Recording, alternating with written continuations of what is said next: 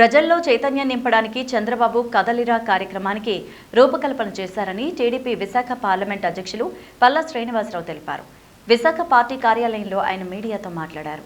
ఈ నెల 5 నుంచి 29 వరకు రాష్ట్రంలో 22 పార్లమెంట్ నియోజకవర్గాల్లో బహిరంగ సభలు నిర్వహిస్తున్నట్లు చెప్పారు. వైసీపీ పాలనలో రాష్ట్ర ప్రజలు ఎంత నష్టపోయారనే విషయాన్ని ప్రజల్లోకి చంద్రబాబు తీసుకువెళ్లనున్నారని, రాబోయే ఎన్నికల్లో ప్రజలు వైసీపీకి తగిన బుద్ధి చెప్తారని పేర్కొన్నారు. ప్రజాస్వామ్యాన్ని ఖూనీ చేస్తూ జగన్ రాష్ట్రంలో అరాచక పాలన సాగిస్తున్నారని మండిపడ్డారు. జగన్ కేవలం బటన్ నొక్కడానికి మాత్రమే ఇంటి నుంచి బయటకు వస్తున్నారని ఎద్దేవా చేశారు. రాష్ట్రం అప్పుల ఊబిలో కూరుకుపోతే జగన్ ఆస్తులు గణనీయంగా పెరుగుతున్నాయని విమర్శించారు. జగన్ పాలనపై విసిగిపోయిన ప్రజలు టీడీపీ వైపు వస్తున్నారని పేర్కొన్నారు. పరిపాలన రాజధాని పేరుతో విశాఖలోని విలువైన భూములను వైసీపీ నాయకులు దోచుకున్నారని ఆయన మండిపడ్డారు. ఈ రాష్ట్రంలో ఒక నియంత పోకడలతో ప్రజాస్వామ్యాన్ని కూనీ చేస్తూ ఒక అరాచక పాలన సాగుతుంది. జగన్మోహన్ రెడ్డి గారు ఇంట్లోనే కూర్చొని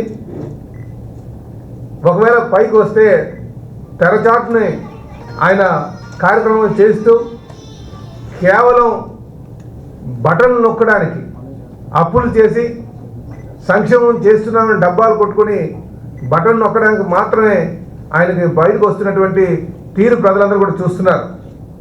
ఈరోజు ప్రజలందరూ కూడా విసిగి చెంది ఉన్నారు. ఈ సైకో పాలనకి ఏ విధంగా అంతమొందించాలి, ఈ సైకో ఏ విధంగా ఈ రాష్ట్రాన్ని లూటీ చేస్తున్నారు, సంక్షేమం పేరున లూటీ జరుగుతుంది, అభివృద్ధి పేరున లూటీ జరుగుతుంది, వ్యవస్థలను మేనేజ్ చేస్తూ లూటీ జరుగుతుంది. ఈ విషయాలన్నీ కూడా ప్రజల్లోకి తీసుకెళ్లాలనే ఉద్దేశంతో కదలరా అని చెప్పేసి మరి చంద్రబాబు నాయుడు గారు ఈ కార్యక్రమం తీసుకోవడం జరుగుతుందని చెప్పి తెలియజేస్తున్నాం.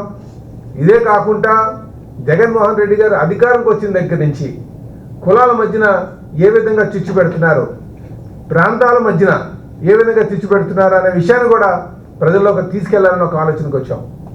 ఈరోజు మీరు గమనిస్తే ఈ రాష్ట్రాన్ని మేము అభివృద్ధి చేస్తాం, అన్ని ప్రాంతాలని అభివృద్ధి చేస్తామని చెప్పేసి వీళ్ళు అధికారంకి వచ్చిన దగ్గర నుంచి ఇంకా 4.5 సంవత్సరాలు గడిచినప్పటికీ కూడా ఇదే మాట చెప్తున్నారు.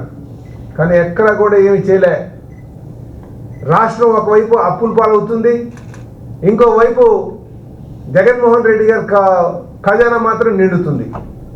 ఈరోజు రాష్ట్రం యొక్క అప్పులు తీసుకుంటే సుమారు 11 లక్షల కోట్లకు వెళ్ళింది. 2.5 లక్షల కోట్లు ఉన్నది కాస్త 11.5 లక్షల కోట్లు తీసుకెళ్ళారంటే 11 లక్షల కోట్లు తీసుకున్నారంటే దీన్ని బాధ్యులు ఎవరు? ఈరోజు ఈ అప్పు ఎవరు కడతారు?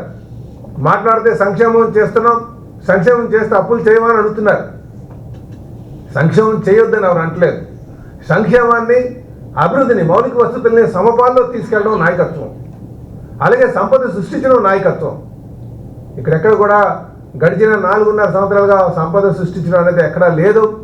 కేవలం అప్పులు మాత్రం చేస్తున్నటువంటి తీరుని మరి ప్రజలు కూడా గమనిస్తున్నారు. ఈరోజు ప్రజలందరూ కూడా విసిగి తెలుగుదేశం వైపు వస్తున్నారనే సంగతి కూడా మీరు గమనించాలని చెప్పి తెలియజేస్తున్నాం.